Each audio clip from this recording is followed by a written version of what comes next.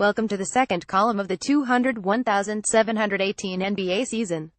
My name is Kyle. I write these columns. Hopefully you're not flying away in this October snow nonsense right now. As my good friend Pink once said, let's get this party started, and it's even better if you're reading this on a Saturday night. Who is leading the Rookie of the Year race? I predicted in my first column that Mavericks point guard Dennis Smith Jr. would win the award. This was because of two reasons. The first was playing time. The other point guards on Dallas are J.J. Barea and Devin Harris. The second was because Smith is talented and has the chance to part of the next big wave of point guards in the league. The dude is explosive, and the Mavericks are going to give him every opportunity to be the guy with Dirk Nowitzki on the way out.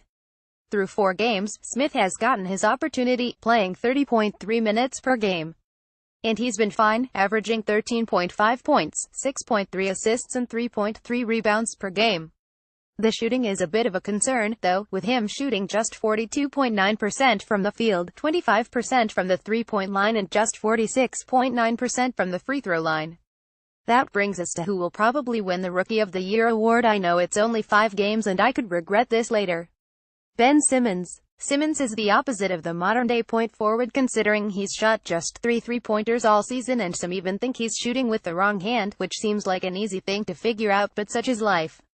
He's become a triple-double watch guy, averaging 16.4 points, 10 rebounds and 7.4 assists per game. This comes with Simmons being 610 and on a pretty good 76ers team. Sure, he can't shoot three-pointers, but if you give him room to drive, hot diggity, Simmons is going to take it and run.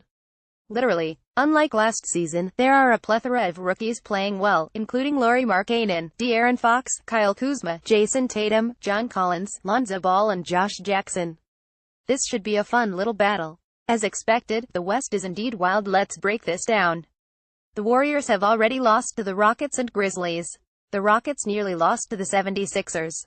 The Clippers don't have Chris Paul, but are undefeated. The Wolves beat the new-look three-headed monster Thunder.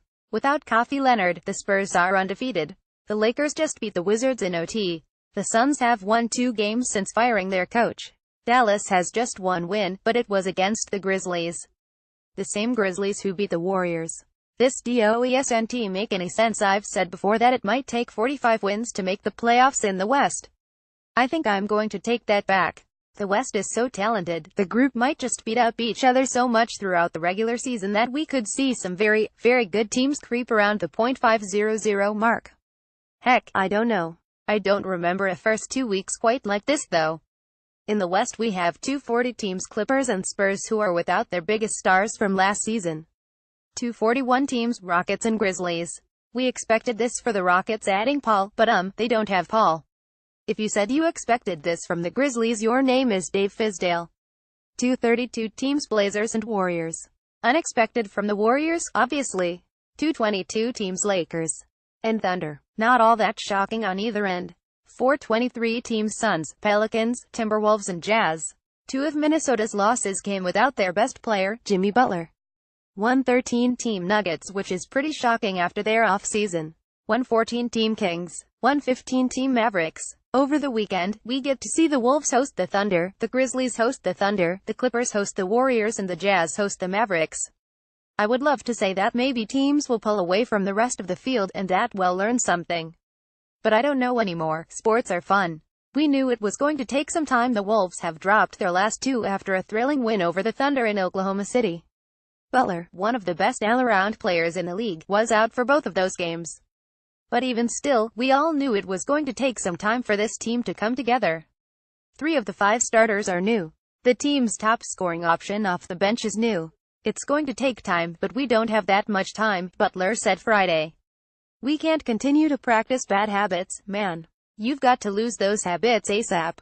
That's what practice is for, but when you correct it in practice, you can't go out there and keep doing it over and over in a game. That's when it really counts. Obviously, with Butler back in the lineup starting Friday night against the Thunder, things will improve. And then next week the team has winnable games against the Heat, Pelicans, Mavericks and Hornets. It wasn't going to be easy, and it hasn't been. But with time, things should improve. Prediction time. World Series. Dodgers in 7. I bought a Dodgers hat when I was in Los Angeles for the jersey unveil. A true fan. The Vikings will crush the Browns in London because the Browns are the Browns. I have my best friend from high school's bachelor party this weekend. We are heading to Iowa to watch the Gophers battle the Hawkeyes. There's a 300% chance I don't feel very good on Sunday. As always, thanks for reading. Enjoy your weekend.